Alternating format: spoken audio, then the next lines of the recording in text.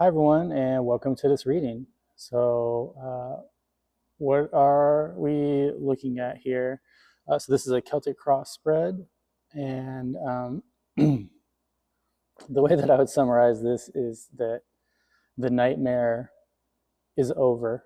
So what I see in the spread right now for the collective energy is that we're moving from fantasy to clarity, from intensity to stability, from attachment to self-containment. The Three of Cups says that connection is returning. The Four of Wands as a challenge says not to rush it. The Fool says that we're allowed to start over. And the Moon says that not everyone is as clear as you are right now, or maybe there's still a little bit of confusion. And the Ten of Swords says that something is ending for good and it needs to. And underneath it all, we have the Star, right? Healing, alignment, and gentle hope. The star rises after the tower falls in the major arcana. So this is a big deal for the major theme of the reading under the deck.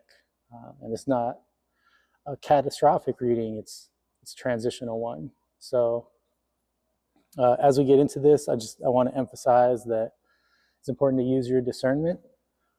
If you find yourself stretching the story to make it fit, or it's just not resonating with you, or something in this is like a surprise to you, then it's probably not your reading. And I would say just leave it behind, or take the parts that resonates and leave what doesn't.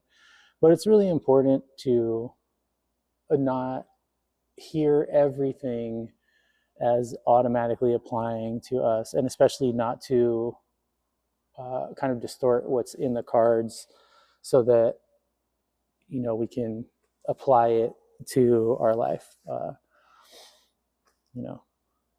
It's everybody's life is different, and these cards are going to show up differently for all of us.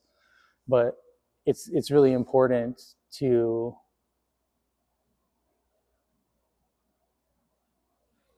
just decide what fits for you and what doesn't.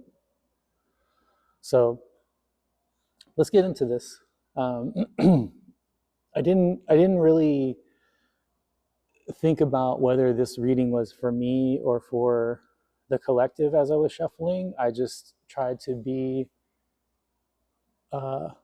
hollow, right, and let the message pass through me. And there's so much major arcana here, it just felt important. And I thought, all right, well, I'm going to make a video and let's get into it. So in the present energy, we have the Three of Cups.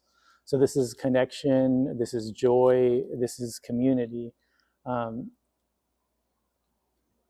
It's not fantasy, it's not obsession, it's not attachment, right? This is genuine shared celebration. This is cups, so it's emotional energy. But I mean, look at this. They're literally celebrating, right? This emotional energy is light and supportive, right? It's not consuming. Like, this looks like three best friends to me. And then the challenge is the Four of Wands, right? So the challenge is not this connection. The challenge is the stability, right? Because fours are stability. And like in the art here for the Rider-Waite card, it looks like this couple is getting married, and there's kind of the rest of the wedding here in the background, and this wreath kind of looks like, maybe they got married like under this wreath, right? And so this is the beginning of a home, right? This is stability. And that's what we see in the challenge position. So, maybe how do we enjoy something without rushing to define it? How do we celebrate immediately without building a structure around something, or asking, what will this become? This is growth. And in the root position here, we have the Fool, right, for the root cause. And this is a new cycle. And what I love about the Rider-Waite imagery here is, there's so much gold, and it's just so bright, with the sun. And the Fool is, the very first part of the journey of the major arcana, right? It's literally the beginning. And this little white dog that's with him, to me, and this white rose, Both of those to me are speaking to like the emotional arc here, and that we're kind of starting a new journey. And this almost looks to me like it represents the inner child. Like this is a new emotional beginning for us internally. Um, you know, it feels like innocence, and the eternal companion that is our inner child is celebrating with us as as we move away from maybe things that didn't serve us into this new way of being after the nightmare is over, right? So the recent past, we have the emperor, right? And the emperor is very secure in his power. He's very powerful, but he's also all about rigidity and structure and maybe kind of old narratives, traditional roles and control, right? Like this is how it's supposed to be. And that's that in a way I feel like this is very much the challenge too, where in the recent past, the emperor is very powerful, but that rigidity also is uh, is a little bit of a limitation, right? Because if you're always just doing things the way that you've done them, this might be reapplying the same pattern to our relationships and then wondering why our relationships continue to fail in the same ways.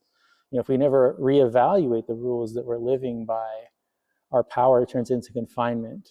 And the emperor is all about power and structure, but there's a coldness to him, that comes with that rigidity.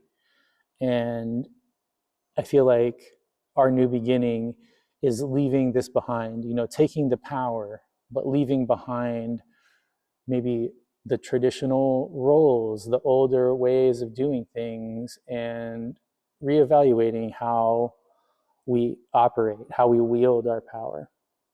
And so, at the fifth position, uh, we'll have message from above, the Knight of Wands. And Knight of Wands is passion, it's charm, it's charisma, it's fire, right? Wands are fire energy.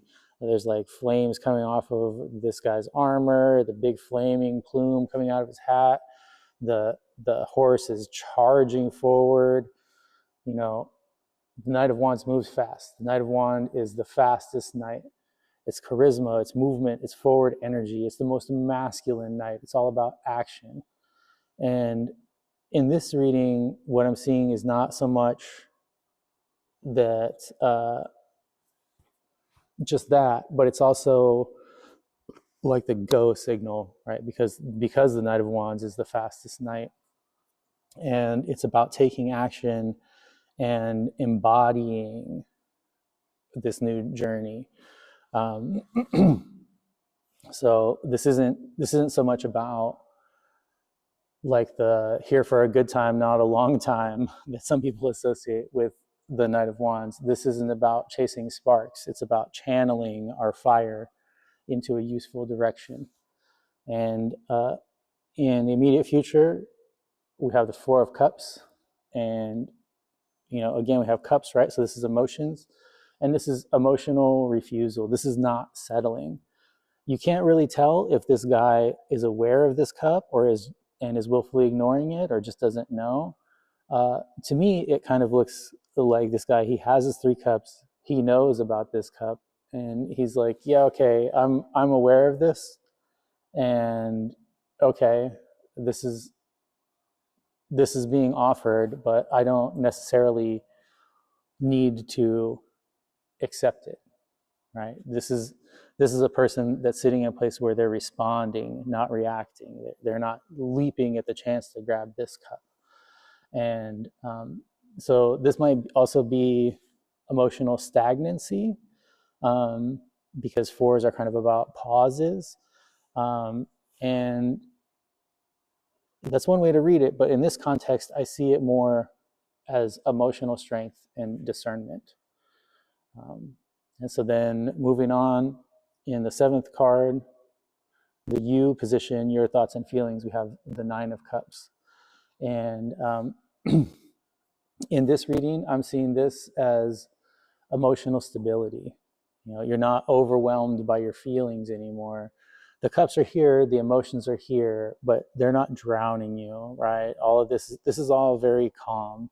Um, and like you notice, we start out with the Three of Cups. This is the Nine of Cups, right? So I feel like this is kind of a continuation of this, because the 3 times 3 is 9, you know. So, and you notice here all of these emotions, all of these relationships, but this guy's calm and he's at peace with them, right? And so I feel like this is self containment, this is emotional stability, right? So maybe continuing on the theme of the emotional strength.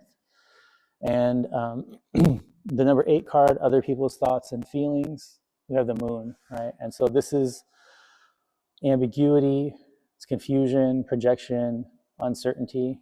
And you know, maybe you're clearer than other people right now. Maybe there's a little bit of confusion for you too. But this is kind of, you know, not everybody is moving at the same pace. And here in the moon card, there's a lot going on, right? There's these 2 pillars that call back to the pillars of the high priestess, and this path in the middle that is, you know, going off into the distance and up the mountain, right? And so moons can also be about rebirth and renewal, and I see that also tying into this spread where, you know, we're starting a new part of our journey, right? And this journey up the mountain, this is literally the journey of individuation, right? We are the mountain, and as we climb the mountain and we do our internal work, right, there's always another peak that's revealed when you get to the top of the mountain, right? The work is never done. That's why it always just disappears into the mountains in the skyline.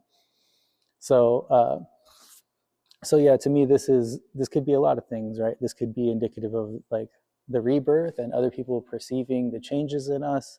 This could be those changes confusing people. This could be confusion for us. This could be our experience of this rebirth, and, you know, a lot of different things. And hopes and fears, the World card. This is the end of the major arcana cycle, and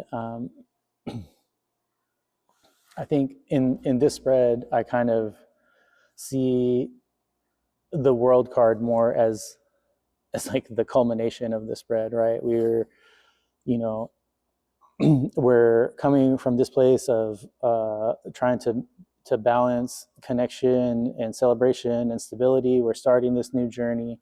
We're leaving behind our rigidity as the emperor. Our passion and fire for life has returned, but we're using our discernment and remaining emotionally strong, even through confusion or maybe the reactions of others. And that is the end of this cycle. That is the end. The nightmare is over.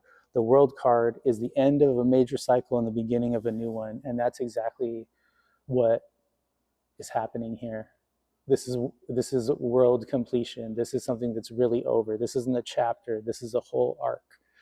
And I can tell you that in my personal life, what I see represented here is a major theme of consciousness that was problematic for me, that is now not an issue.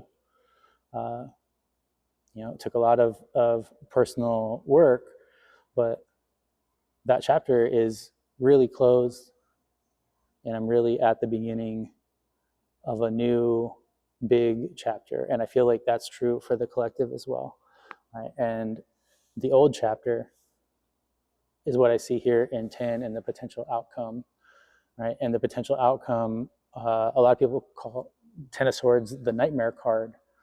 And this is not a coming nightmare. This is the end of the nightmare that was the previous cycle.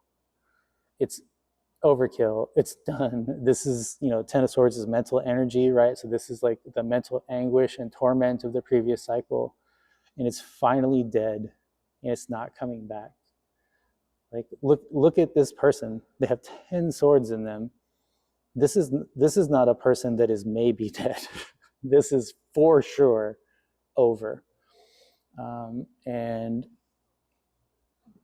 then we come back to the theme of the reading underneath the deck, right? The star. The star. This is healing. This is healing after collapse.